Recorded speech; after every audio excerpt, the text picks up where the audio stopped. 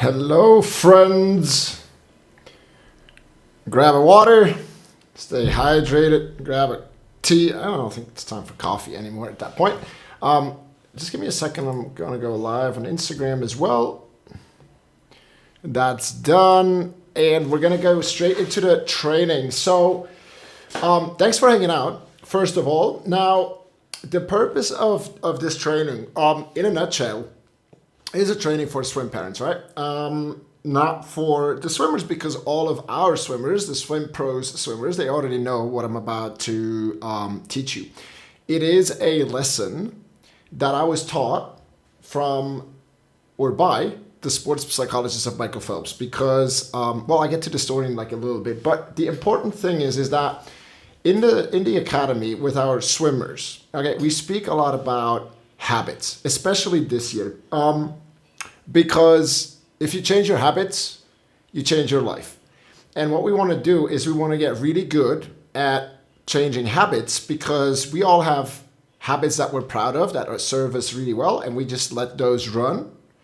But we also have habits that we're not necessarily proud of. Maybe we are even like feeling guilty about it, just bad habits, things that we wish we would do differently. And so the swimmers are going to be in a very good place if they can just have a magic wand, like this premium magic wand here, and they go poof, and they can change a habit, because that will start to stack up like crazy. And this is where you come in as a parent, because the research says, right, and I don't even need to know the research. I know it because I've done a lot of reading and like seminars on that kind of stuff, because it's so freaking important. But I can just go in my own example, and so can you. If you want to change a habit, the environment that you're in, the people that hang out around you, what it's like at home, in the team, at school, is really, really, really important.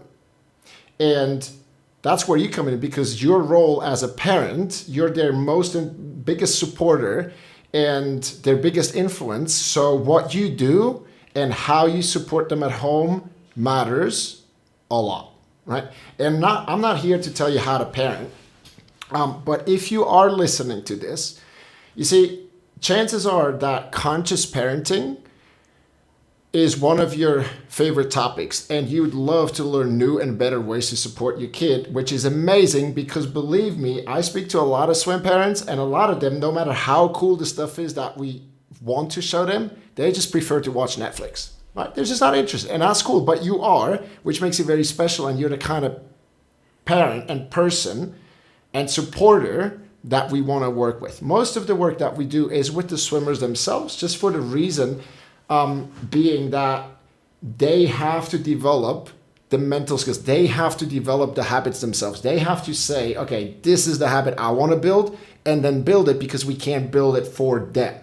But once the swimmer knows where they want to go, what habits they want to change, the person they want to become in the process, right? We adults, because some of us are still kids sometimes, right? And that's cool. That's great. I'm a kid all the time. But then we adults can align around them and be the supportive system that they need to excel and like really fulfill their potential. Does that make sense? And so that's what this training is about.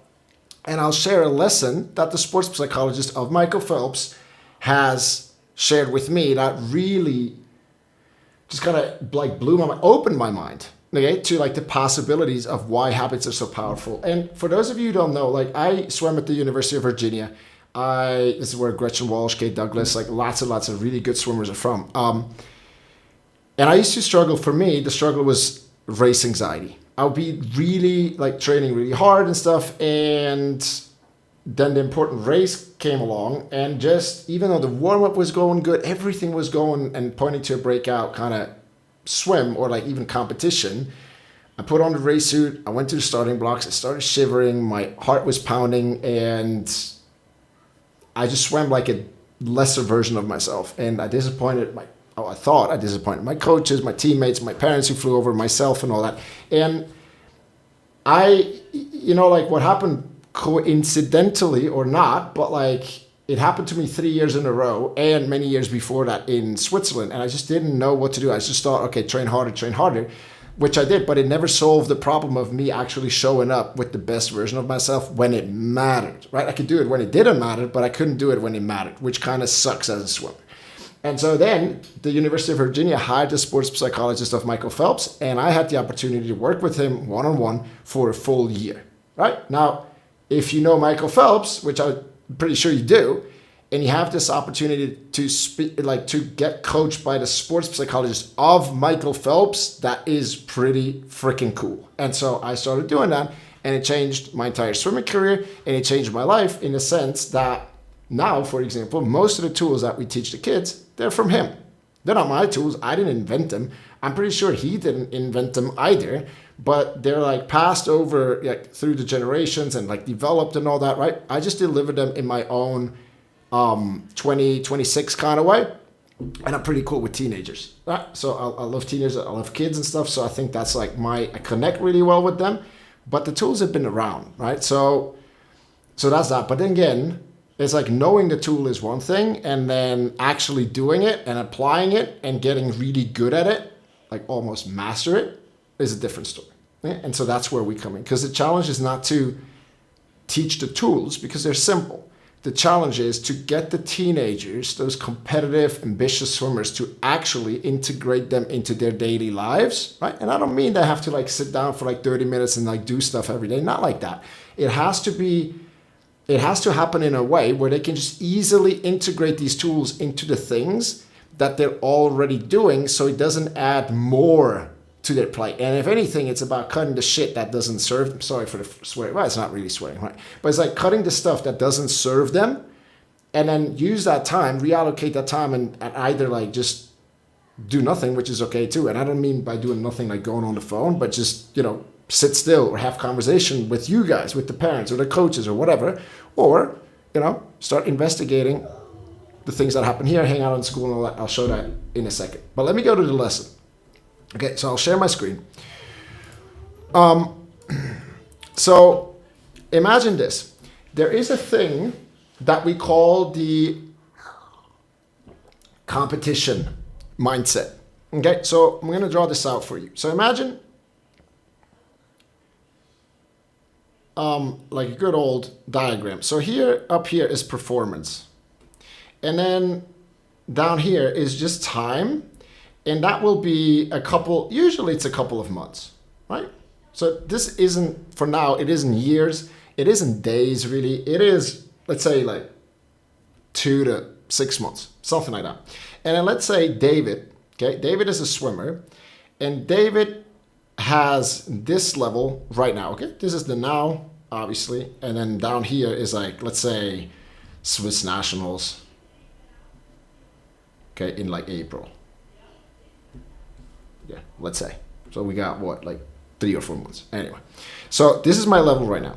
If I just don't change anything in the way I train, but let's say I don't get injured and stuff, and I keep training, right? I will get better, theoretically, by the time I get to the Swiss Champs. So what's going to happen is I'm going to just kind of like develop like that. And then when I'm at Swiss Champs, this is my new level. So it's better than what I was now. Okay, now, if all the stars align and I have a really good taper, I am very locked in, I had the right kind of food, I got enough sleep, and I feel good in the competition and all of that, right? What's going to happen is I'm going to have a great swim, like that. And if the stars don't align, and maybe I get super nervous, which was always a case for me, or I can't sleep, or I don't feel good in the water, or like the warm-up was really slow, or the times that the coach gave me, right? I'm going to have a performance like that. And anything in between is possible. And that is what we call the competition mindset. It's defined as how much of what you have can you access in the most important moment under pressure. Right? And then there's some swimmers, the clutch swimmers, that have a certain level, and then they're able to like do better than that. And I'm sure you know some, right? If you like watch others in your club and stuff, and they're like just like not training that well, and then competition comes and they can access that because they're in a way, they're doing better with the pressure. And then there's others like me back in the days when I had a certain level and the pressure would make me slower than what I knew I was capable of. How did I know? Because I knew I had the times. That's a beautiful thing about swimming, is like you get the times in practice, and then you do a broken swim, or you do a get out swim, or a timed swim, whatever, but you know where you're at, all right, ideally. And so then that was me. It was like a lesser swim, but that is a competition mindset, okay? How much of what you have can you access in that moment? Cool. All right, and now, if there is something that's called a competition mindset, then what else should there be? Because competition is not the only thing that we do. The other thing that we do is we practice, we train, and we do that every day. So there's a thing called the practice mindset. Yeah? And again, I got that from the sports psychologist at Phelps. So there's a thing that's called the practice mindset. Now, if competition mindset is defined as how much of what you have can you access under pressure, then practice mindset is simply defined as how much do you have, right? And one way to think about that is I always ask that question to the swimmers. Do you believe that if you were a little more focused, if you had a bigger goals, if your team was a little more supportive, if you had a little bit of a better coach or whatever, could you be 1% better? Just one, not 10 or whatever, just 1%, a tiny bit better in every single workout that you do. And that doesn't mean that every practice is great. I'm just saying 1% better than what you would typically be. And let me give you an example of that I like to use. And I say this lightly, okay, with a smile on my face. But imagine this. I asked that to swimmer. Imagine this. I'm coming to your practice and it's just before the main set. Right? It's a real banger. It's like one of those like 2-3K, it's pace work, it's a hard main set. And I come there and I say, okay, look, I took your mom and your dad hostage. And if you don't do this set 1% better than what you would usually do in terms of speed or effort or how you watch your technique, if you don't do 1% better, I'm going to deport your parents to New Guinea, and you're not going to see them for 2 full years. Could you do better? Right? And I promise you, with 99.5% at a time, the kids will go, yes. I'm pretty damn sure, not that I could do better, I will do better. Right? And so, obviously, we're not going to use hostage. We could. We don't. But, like, we're not going to use hostage situations, but it's proof with a mental kind of different way to look at it, people can, in fact, do better, right? And we've proven that on camp. We know this is true. It's just slight changes in how we look at certain things will make them better. So if it's true then that we can be 1% better in every workout, check this out. What's going to happen to this graph? Go back to that. Now, again, David is right here. And now David has some upgraded strategies, let's say, to practice 1% better. Now that line here, is that going to go lower or is it going to go higher? Of course, if we're doing 1% better, right, what's going to happen is that curve is going to do something like this. All right, so we have David 0. And then we have David 1 here, and we got David 2 here. Now, here's what happens. On a great day, when the stars align, and we have one of those awesome swims where we touch the wall, and we're like, holy moly, how did I just do that, right? It's like one of the best feelings in the world. It's like, you don't even know how fast you were, but you know you gave it everything, and then you touch, take up your goggles, you look at the car, you're like, yeah, right? That one of those swims, breakout swims. So we're going to have a performance like that. Now, if it doesn't go well and we get super nervous and all that, we're going to have a performance like that. And anything in between, again, is possible because that is just the competition mindset. Right? But now look at this. What do you notice? What do you notice here?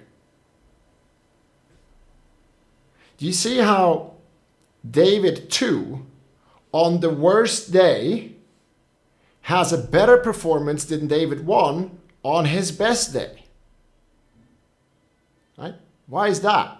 Because David 2 has a better practice mindset and has more than David 1 has. So the difference here, let me just see if I can do that nicely. That difference here is the practice mindset. Okay? And now, let me just see if I can find another color, maybe yellow. That is after a couple of months. David 1 is just going to continue going like that. David 2, right? 1% better in every workout. And remember, it will start to stack up. It's like interest with the bank. Well, they don't pay a lot right now, but it's interest compounds, right? And so it will start to add up, and that graph is literally going to go through the roof. And so if you have a teenage swimmer, or if you have a younger swimmer, even if you have a 20 or 22-year-old, how they practice for their long-term, medium-term, even short-term development matters a lot, because which one is more important? Competition mindset or practice mindset? Right? Without a doubt, the practice mindset, so practice mindset is more important than competition mindset. And I'll tell you why. Right? The practice mindset is more important because the competition mindset is really easy to figure out. It's just the nervous system that starts to act up, okay? And then the muscles go tense and the thoughts go wild and all that. It's actually the other way around, but that's what's happening. The nervous system is not trained to handle the pressure, and that's really easy to fix. There's a Michael Phelps breathing technique that we teach. There's a visualization. There's, if you have a bad race, you want to bounce back. There's some like journaling prompts that you can like use and stuff. There's certain tools that we can use to learn the practice mindset. And once you got it figured out, you have it figured out. You start to actually enjoy racing. You learn to love the pressure, and the pressure will, I'm not going to say always, but most of the time make you better. Okay? That's the easy part. But what's difficult is because in the practice mindset, you've never really figured it out because it's constantly changing, and you can always say you're going better for 1% for 3 months, right? And then there's the next level. You can be another percent better because I promise you, Leon Marchand is training better than you, right? You get the point? So that is something that's constantly evolving, and there's always the next level and the next level and the next level, right? And on top of that, right, as I shared, let me just go back to this one more time. The practice mindset will just always be that part here, right? It will just be, oh my God, this looks so messy. But anyway, you get the point. If you're here for the whole, it's always going to be just that. But the difference in practice mindset is just going to be it's going to go to infinity. It's literally going to go to infinity. The longer the timeline here, it is going to infinity. And that is why, yes, we'll deal with the competition mindset first most of the time because it gives the swimmers a quick win because they feel like they're training really hard and it just doesn't work out in competition the way they want to, and they get frustrated, and I get it, and it's sad and disappointing and it's heartbreaking to watch. I get it, and that's why we start with that because it gives them a quick win. It's easy to solve, and we've done it hundreds and hundreds and hundreds of times, and people could all of a sudden just access everything they've trained in the last years on command, and I made them so happy. And why it's good for us as coaches is because when they have that yay competition, they're gonna be like, oh shit, that worked. And they're gonna start investigating, okay, what else can I do? Because if that is so powerful and unlocked all the hard work I've done that I could never unlock and now I can, their thoughts go, okay, what else is possible? And then we transition into the practice mindset. And that is where habits come in, okay? Because it's something practicing, they're doing 5, 6, 7, 8, 9, 10, 11, 12 times a week.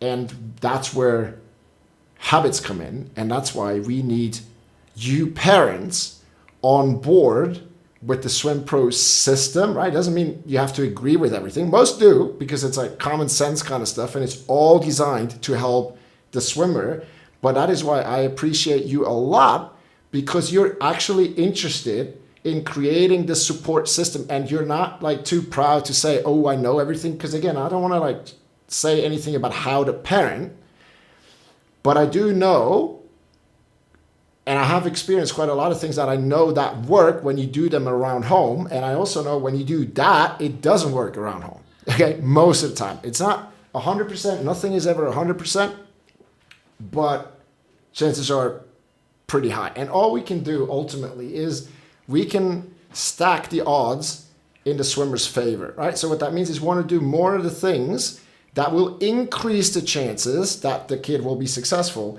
and we want to decrease the kind of stuff that decreases the chances of them being successful. And if we keep doing that for long enough, they will have that rocking competition, and then another, and then another, and it just gets better and better and better. Okay, cool. All right, so that's for the training. I think Dr. Jim Bauman was his name, by the way. He sports psychologist in Phelps. He probably showed me that in like session 3 or 4. I don't remember exactly, but I always thought I'd practice really well and I just can't compete. But I started looking at swimming completely different once I started to see the difference between competition mindset and then practice mindset. I was like, okay, I guess I can practice better. I thought like I'm doing as good as I could, but I didn't. And I started practicing even better. And then obviously what we're going for at Swimpros, so give me like the red, big, fat red.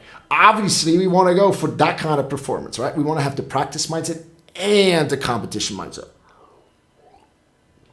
And that's when you have that competition where you go years later and you're like, oh my God, I felt so good there. Right? That's what we're going for. And we need to do both. Okay, competition mindset, practice mindset. Okay, so now my little call to action for you parents. I'm running a 5-day challenge only for parents. Again, this is not for swimmers. We used to do one where, on camp, we did one for swimmers and parents together. This one is only for parents. I will be teaching new stuff that I figured out in recent weeks. Okay, so it's like a new kind of curriculum. And it's just 5 times 30 minutes, but very focused. It's on Zoom. There will be a replay after every session that you can watch. So if you can't make it live, it's no problem at all. It works just as well if you're working with the recordings. And what I'll share is everything that I've learned in the last 7 years on how you can best support your swimmer without adding any pressure whatsoever. And I think that's important, that there's without adding any pressure. Okay. And I want to show you, if you're interested in that, by the way, it costs, there's a fee. It's $1. Okay. It is $1 until Wednesday night. And Wednesday night is going to go to a massive $27, right? But if you want to get in, also over 70 people are already in it. I said I'm going to close it at like 80. Maybe I'll let in like 90 or 100 and then I'll close it. So if you want to get in, I'll show you how. It's $1, as I said, so should be good to go for everybody. What you need to do is you simply, let me see, it cuts off the... Okay, let me see if I can share the screen, because I want to share the URL as well. Hang tight, window, entire screen here. Let me try that. Well, window, maybe that one. Here. Okay, that's Instagram, not what I want to show. Here. Yeah, I think that works. Cool.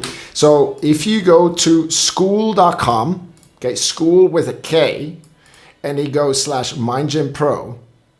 You don't need the about. You can, but you don't need to. School.com/MindGymPro. You are landing on this page. There's some details about the challenge again, kind of what I went through already. And you got some like visuals here, some success stories and all that, just to show you, what we kind of do inside. And then there will be like a yellow button somewhere here on the side to join the group. You create a school profile. Okay, that takes like a minute. It will verify your email address, so school knows that you're not a bot, because they're very strict on like spammers and stuff. It's really cool. And then you request to join the group, and then I will see that here, and I will let you in. Okay, this is the community. You're welcome to check it out. It is wild what is going on in there. Like we had a nutritionist on. Like it is wild what's going on. And like I show you, look, let me like show you the growth of the community. Check this out. We started really using it 3 months ago, and we were at like 300 members, and now we're at like 3 months later. So it is wild. It's really cool to connect and all that, and you can do that. But what I want to show you is when you go to the classroom, okay, it looks very similar in mobile. There's the first thing here where it says new 5-day challenge for parents. It will say, so I'm the admin and I see stuff that you won't see, but it will say you can unlock it for $1. It will ask you for your credit card, and you just pay the $1, and then you have access to it immediately. There's a little welcome video, a 2-minute thing to kind of just give you some orientation. And then I want you to do an introduction post to just say hi, and that's all it is. And then we'll start on February 4th, and we do 9 o'clock Zurich time every evening. But as I said, the recording will be here. So there's all the sessions are here. As soon as we're done with the first session, this will be replaced with the recording, and then you can watch it. And we're just gonna do we're gonna do that for all 5 days. Okay. I will say something else, and then just to show you the community, because it is really cool. If you go here to February, you can just also add this thing to your calendar, and you only have access to that if you actually pay the $1, right? It's really smart and kind of differentiates. There's some other stuff that we got going on that you're welcome to check out. In the classroom, there is, for example, one of our coaches, well, 2 of them are world record holders, Milorad Čavić, Peter Mankoc. So we did an interview with Milorad Čavić. It was one of the most positive feedback I've ever gotten. So that's in there for you. There's like all kinds of like the Michael Phelps breathing technique that I mentioned. It's in there. The video is there. So you can get that for free. Just check it out, you know. But most importantly, it would be that challenge. And again, don't sleep on it, because the price is going to go up after Wednesday or until it's full, and it is kind of getting full. Cool. And then the last thing I just wanted to say is that we're going to, so because we want to make this fun, and we asked our swimmers what kind of gift they would appreciate the most. And it was pretty clear that they wanted, like, one of the options that we gave them was the possibility to, or the chance to win a brand new race suit, right, of their choice. And we'll play a little game. And at the end of everybody who finished the game, we'll draw a winner. And then that winner chooses the suit that they want, and we'll ship it to their home. Okay? Any race suit of their choice, whatever it is. And so if you, and so it's just like another, we're always thinking about, okay, how can we make this as addictive? Like the betterment, the improvement, becoming a better human being. How can we make that as exciting as playing a freaking video game on their phone, right? Make it as addictive. And I think we figured out a lot of things in the last 2 years, but like recently we've had some really good ideas. And I think this one with the free suit, this is going to go. So if your kid, if you're coming to the challenge and stuff, I'll talk about how your kid can like win a free race suit as well. And that's going to start, like the game is going to start after we're done with the challenge. Okay. Just to give you a little bit more motivation or an ethical bribe to kind of join the party. Okay. If you got a cool parent friend or somebody who would benefit from that, I invite you to invite them. Just be aware that not all the parents are like, interested in conscious parenting. And that's okay. They might just like prefer to chill on the couch and eat chips and watch Netflix or whatever. But lucky are the kids who have parents like us who want to and are not proud enough, and not too proud, and are curious to figure out what are the best ways on helping or supporting our kids. And so, I appreciate you, and that's all I have for today. Competition mindset, practice mindset, habits, right? Competition mindset is the easy one to solve. The practice mindset is harder to crack because that's where habits come in. But if we can get really good together at building powerful habits that the kids choose and know that we will help them get to where they want to go, we are going to be in a very good place. And they're not just going to be better swimmers. They're going to become more confident, more grounded human beings. And I promise you, you as a parent, you are going to freaking love it because it's going to be easier to connect with them. It's just going to change how you as a family do swimming, and because swimming is such a big part of your life, how you do family life, right? That's my invitation to you. Come for $1. If you absolutely hate it and you think I'm an idiot, I'll give you back your $1. Okay, deal? So hope to see you there. It's school.com, school with a K, /MindGymPro. Cool. I'll let you in as soon as I see you. And